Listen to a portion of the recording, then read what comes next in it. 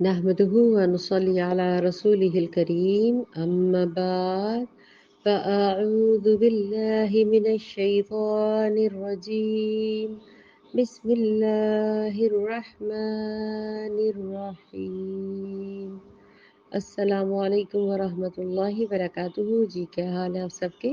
میں امید کرتی ہوں ایمان اور صحت کی بہترین حالتوں میں ہوں گی۔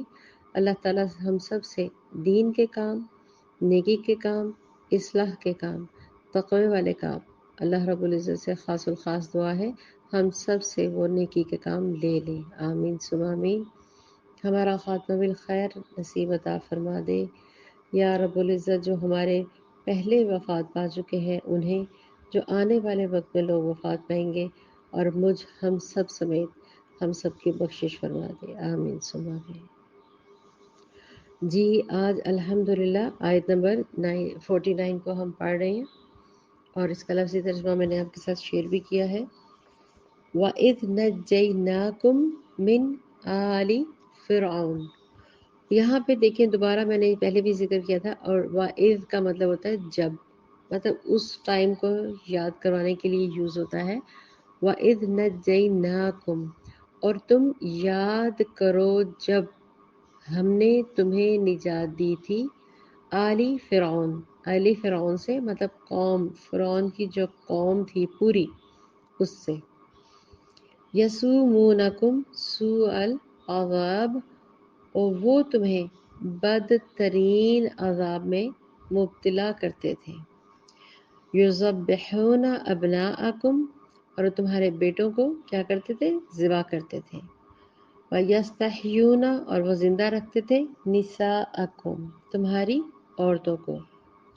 دیکھیں، فرعون نے حکم دیا تھا کہ بنی اسرائیل میں جو بھی لڑکا پیدا ہو، یہ ہم اس واقعے سے واقف ہیں، آلریڈی اکثریت کو معلوم ہوگا کہ فرعون نے حکم دے رکھا تھا کہ بنی اسرائیل میں جو بھی لڑکا پیدا ہوگا اس کو قتل کر دیا جائے، اور لڑکیوں کو زندہ رہنے دو، تاکہ پتہ چلے کہ ان کے ساتھ ہم کیا سلوک کرتے ہیں، یا ان کو ہم کتنا ذلیل اور خوار کرتے ہیں۔ مزید ان سے وہ خدمت لیتے تھے، انہیں اپنی لونڈیاں بنا لیتے ہیں، حتیٰ کہ جب وہ بوڑھی ہو جاتی تو بھی ان کو نہ چھوڑتے۔ تو بنی اسرائیل کے ساتھ یہ معاملہ دو مواقع پر ہے۔ آگے بھی اس کی اور ڈیٹیلز آئیں گی انشاءاللہ، وہ ہم بعد میں پڑھیں گے۔ فی الحال اس آیت کے اندر بھی بہت زیادہ کلیئر اور کھلی بات بیان کی جا رہی ہے۔ فی ذالکم بلاء من ربکم عظیم، فی ذالکم، توجہ طلب بات ہے کہ اس میں تمہارے رب کی طرف سے تمہارے لیے بہت بڑی آزمائش تھی۔ سمجھ آئی بات کی؟ یہاں پہ یہ جو بلا، یہ جو مصیبت آئی تھی، اس کے اندر اللہ تعالیٰ فرماتے ہیں اس کے اندر تمہارے لیے بہت بڑی آزمائش تھی۔ تھوڑا سا اس کو میں اور انشاءاللہ آگے اور چل کے بتاتی ہوں۔ آپ سوچیں کہ انسان پر آزمائش کیوں آتی ہے؟ ہم کہتے ہیں استغفر اللہ، معاملہ دو طرح سے سوچتے ہیں ہم لوگ۔ جب ہمارے اپنے اوپر کوئی تکلیف آتی ہے تو ہم کہتے ہیں اللہ تعالیٰ تو مجھے معاف کر دے، تو اس طرح سے مجھے غلطیوں کو درگزر فرما دے، اور میرے اوپر جو تکلیف آئی ہے اس کو دور کر دے۔ بڑا سمپل ریلیکس لیتے ہیں۔ جب ہم کسی دوسرے کو تکلیف میں مبتلا دیکھتے ہیں تو فوراً ہم اسے نیگیٹو پوائنٹ سے سوچنے شروع کر دیتے ہیں۔ ایٹ فرسٹ، اچھا اس نے ایسے کیا تھا نا، اس لیے اس کی پکڑ ہوئی، اس نے ایسے کیا تھا نا، اس لیے اس کو ایسا ہوا، اس کی تکلیف اس وجہ سے آئی۔ ہمارا سوچ کا رویہ ہی آزمائش میں تبدیل ہو جاتا ہے۔ واللہ عالم کیوں ہم خود کو اچھا، زیادہ اچھا، معتبر اور ہمیشہ ہی اچھا بہترین سمجھتے ہیں، لیکن دوسرے کے اوپر تکلیف آنے کے اوپر ہم کہتے ہیں اس کے ساتھ ایسا ہی ہونا چاہیے۔ حتیٰ کہ اس طرح کے بھی بے رحم جملے جسے کہا جاتا ہے نا، ہم وہ ادا کر دیتے ہیں کہ جب دوسروں کی طرف آزمائش آئے تو ہم اس کی آزمائش کو آزمائش سمجھتے ہیں، اور بلکہ کہتے ہیں ہاں یہ ڈیزرو کرتا ہے۔ جبکہ اپنے اوپر تکلیف آئے تو فوراً سے ہم اللہ تعالیٰ سے کہتے ہیں کہ اللہ جی مجھ سے کوئی غلطی ہوگی تو مجھے معاف کر دیں، لیکن اپنی غلطیوں کو ہم ریلائز نہیں کرتے، اس کو سوچتے نہیں ہیں کہ آخر ہوا کیا۔ جبکہ کرنا کیا چاہیے؟ اس کے برعکس کرنا چاہیے۔ حضرت یونس علیہ السلام کو جب تکلیف پہنچی، جب وہ نوح علیہ السلام یونس علیہ السلام جب وہ مچھلی کے پیٹ میں وہ وہاں پہ تھے، تو انہوں نے اس ظلمت کے اندھیروں میں اللہ تعالیٰ سے استغفار کیا. استغفار کے کلمات آپ سب جانتے ہیں، لا الہ الا انت سبحانک انی کنت من الظالمین. تو اللہ تعالیٰ کا جو فرمان ہے وہ یہ ہے، جب تم پر تکلیف آئے تو کیا کرو؟ توبہ کرو، استغفار کرو، اپنے گرباں میں جھانکو اور مجھ سے مدد مانگو.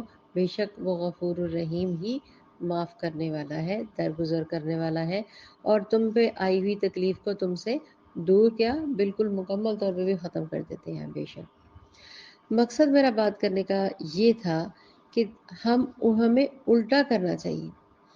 ہم سے کوئی غلطی ہو جائے فوراً سے پہلا کرنا چاہیے کہ اللہ جی وہ یقیناً میں عاجز ہوں، میں ناقص ہوں، میں عقل نہیں رکھتی یا رکھتا، یہ معاملات ہیں میرے اندر، تو مجھے جانتا ہے میں خطاؤں کا ہی پتلا ہوں. اور ہمیشہ اسی طرح سے عاجزی کے ساتھ گڑ گڑا کر محبت کے ساتھ اللہ تعالیٰ سے ہمیشہ معافی مانگنی چاہیے، جبکہ دوسروں کے معاملے میں ہم جابر بن جاتے ہیں. یہاں پہ اس تکلیف کے ساتھ مجھے یہ تکلیف بھی میں بتانا ضروری سمجھتی ہوں کہ کثرت سے استغفار کرنے سے آئی ہوئی آزمائش ختم ہو جاتی ہے، ٹل جاتی ہے. اور پھر سب سے بڑی بات ہے کہ استغفار کے کافی زیادہ طریقے، دعائیں موجود ہیں. الگ الگ انبیاء نے الگ الگ طریقے سے دعائیں مانگی اور اللہ تعالیٰ نے ان کے اوپر کرم کیا، فضل کیا. تو لہٰذا جب بھی کوئی تکلیف آتی ہے، وہ در حقیقت آتی کیوں ہے؟ وہ آزمائش ہوتی ہے بندے کی، جس کا جتنا ایمان کا لیول ہوتا ہے اس کی اسی کے مطابق آزمائش ہوتی ہے. اب یہاں پہ یہ جو آزمائش آئی تھی نا، یہ آل فرعون اور اس کے اوپر کیوں آئی تھی؟ کیونکہ فرعون چاہتا تھا، یہ آزمائش اب یہ نہیں ہے کہ وہ ایمان والا تھا یا اللہ کو پوجنے والا ماننے والا تھا، ایسا نہیں تھا. جبکہ در حقیقت اس کو یہی تھا کہ میں ہی بڑا رہوں، میرا ہی نام، میرا ہی پورے مصر میں پورا جو معاملہ ہے وہ چلتا رہے، اور کہیں کوئی یہاں پہ مجھ سے کوئی آگے نہ بڑھ جائے، کوئی جیت نہ جائے. تھوڑی سی اس کے لیے وضاحت میں یہ چاہوں گی کہ بنی اسرائیل کو یہاں پہ وَإِذْ نَجَّيْنَاكُمْ مِنْ آلِ فِرْعَوْنَ، اللہ تعالیٰ نے بنی اسرائیل کو اپنی نعمتیں یاد دلائی ہیں. یہاں پہ اس کا تفصیل سے ذکر شروع ہو چکا ہوا ہے، یعنی اللہ تعالیٰ نے تمہیں فرعون اور اس کے لشکروں سے جو نجات دلائی ہے، تمہیں ذلت امیز عذاب میں وہ مبتلا کرتے تھے. کون؟ فرعون اور آل فرعون.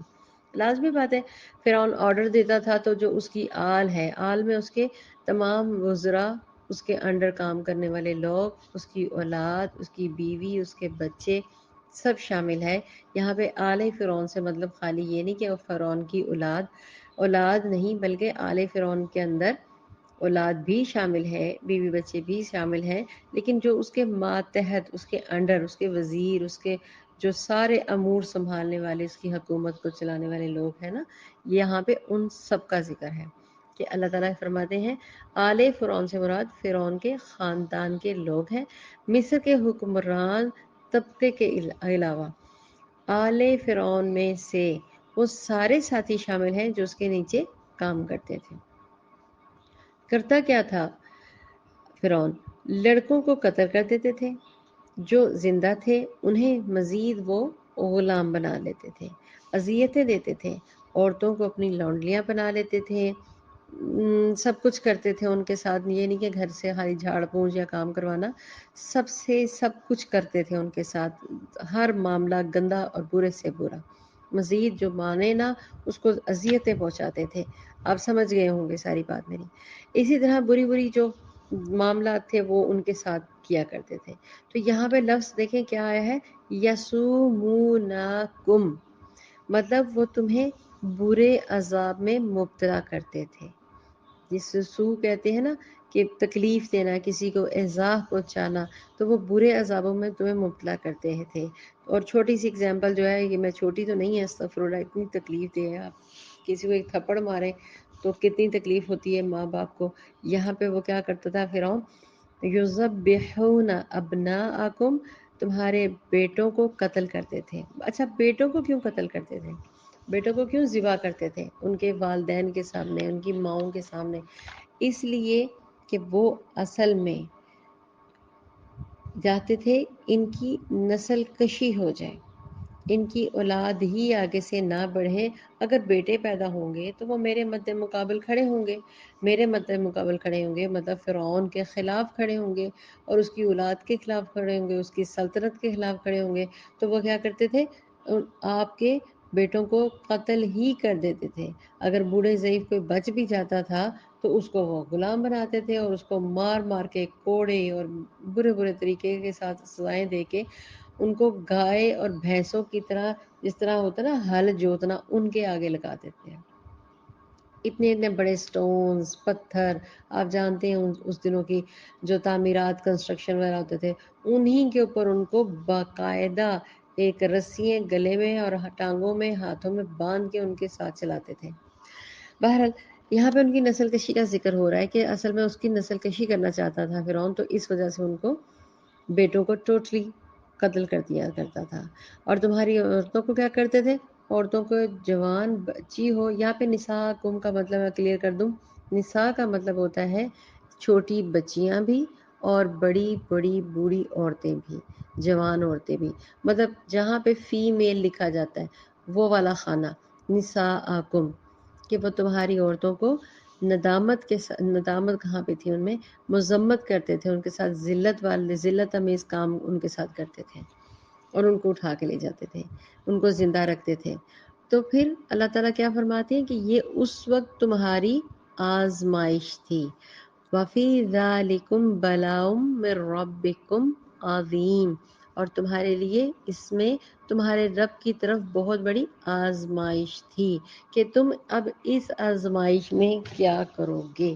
یعنی تمہاری حالت یہ تھی کہ تمہارے بیٹوں کے قتل سے تمہاری نسل کشی کی جا رہی تھی ایک طرف، دوسری طرف تمہاری جو عورتیں تھیں ان کو خدمت کے لیے اٹھا لیا جاتا تھا، ذلیل کیا جا رہا تھا، انہیں اظہار غلبہ کے لیے زندہ رکھا جاتا تھا تاکہ وہ ماتم روتی پیٹتی رہیں اور پھر دنیا کو سب کو پتہ چلے کہ نہیں نہیں ہم نے فرعون کے سامنے اپنی زبان نہیں کھولی. ان سے مشقت لیا کرتی تھی. جب اللہ تعالیٰ نے تمہیں ان سے نجات عطا کی تو اس عظیم نعمت میں تمہارے لیے آزمائش تھی. مطلب اس وقت جب اس آزمائش سے گزر رہے تھے تو در حقیقت اللہ تعالیٰ اس آزمائش کے بعد انہیں آسانی دینے والے تھے. تو اللہ تعالیٰ کے احسانات پر شکر ادا کرتے رہو، اس کی اطاعت کرتے رہو. یعنی یہ نہیں کہ اللہ تعالیٰ کے احسان کے بعد آپ پھر ناشکرے بن جاؤ. دیکھیے آگے سے ہی اس کی جو دوسری آیت ہے وہ اسی سے لنکڈ ہے، لیکن اس کو ہم ڈیٹیل سے انشاءاللہ کل دیکھیں گے. آپ کو میں سمجھانا یہ چاہ رہی تھی کہ جب کوئی مشکل آئے، کوئی پریشانی آئے، کوئی تکلیف آئے تو دوسروں کے معاملے میں یہ مت سوچا کریں ہاں اس نے برے کام کیے اس لیے یہ آزمائش آئی. نہیں، ایسا ہر دفعہ نہیں ہوتا. آزمائش آتی ہے اصلاح کرنے کے لیے. اللہ تعالیٰ فرماتے ہیں جب تک سانس زندہ ہے توبہ کا دروازہ کھلا ہے، استغفار کی طرف پلٹ آؤ، توبہ اللہ تعالیٰ سے مانگو، اللہ تعالیٰ کے آگے گڑ گڑاؤ، اللہ تعالیٰ سے عاجزی سے اپنے لیے مانگو کہ اللہ جی اب جو میں غلطیاں کر رہا ہوں دوبارہ نہیں کروں گا. لیکن آپ جانتے ہیں بنی اسرائیل کی قوم جو تھی وہ کیا لیول، کیا درجہ تھا ان کا. ہمیشہ ہی جب ان کو نجات مل جاتی، جب ان کو وہ چیزیں مل جاتی، پھر وہ اپنی ہٹ دھرمی اور اپنی اکڑ اور اپنے انہی کاموں میں مصروف. پھر وہ بت کی پوجا، کبھی گائے کی پوجا، کبھی کچھ کام، کبھی کچھ کام، کبھی مطلب نہیں ماننا، پیغمبروں کی بات نہیں مانا کرتے تھے. تو لہذا یہ جو واقعہ ہے یہ آپ جانتے ہی ہیں سارا معاملہ کہ فرعون نے کس طرح سے بیٹوں کے قتل کا حکم دیا تھا.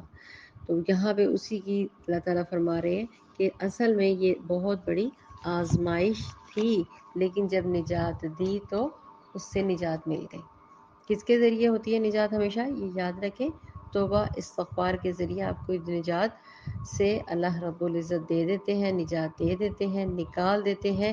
لیکن خدا را دوسروں کے اوپر انگلی مت اٹھایا کریں کہ اس کو اس وجہ سے آئی ہے۔ بعض اوقات امتحان آپ کی مزید بہتری کے لیے آ رہا ہوتا ہے، اس شخص کی آزمائش نہیں ہو رہی ہوتی، در حقیقت اللہ تعالیٰ یہ دیکھتے ہیں کہ یہ میری محبت میں کتنا کچھ صحیح تقوی کے اوپر موجود ہے یا نہیں۔ یا پھر وہی والی بات، بتوں کی طرف چلے گئے، یا پھر اپنے گاؤں وغیرہ ادھر ادھر دوسرے ماتم وغیرہ کی طرف چلے گئے، اپنے آبا اجداد اپنے جو خاندان سے ٹریڈیشنلی جو چیزیں سیکھی ہوئی ہیں اسی طرف چلے گئے ہیں۔ تو یہ جو آزمائش آئی تھی فرعون کے دفعہ کہ ان کے بیٹوں کو قتل کیا جاتا تھا، اللہ تعالیٰ نے اس کے ان کو نجات دی، اسی کا ذکر اللہ تعالیٰ یہاں پہ اس آیت میں کہہ رہے ہیں، اور اگلے آیت کے ذریعے اس کا اگلا حصہ انشاءاللہ کل ایکسپلین کیا جائے گا۔ وآخر دعوانا ان الحمد للہ رب العالمین۔ السلام علیکم ورحمۃ اللہ وبرکاتہ۔ سبحانک اللہم وبحمدک، اشہد ان لا الہ الا انت، استغفرک واتوب الیک۔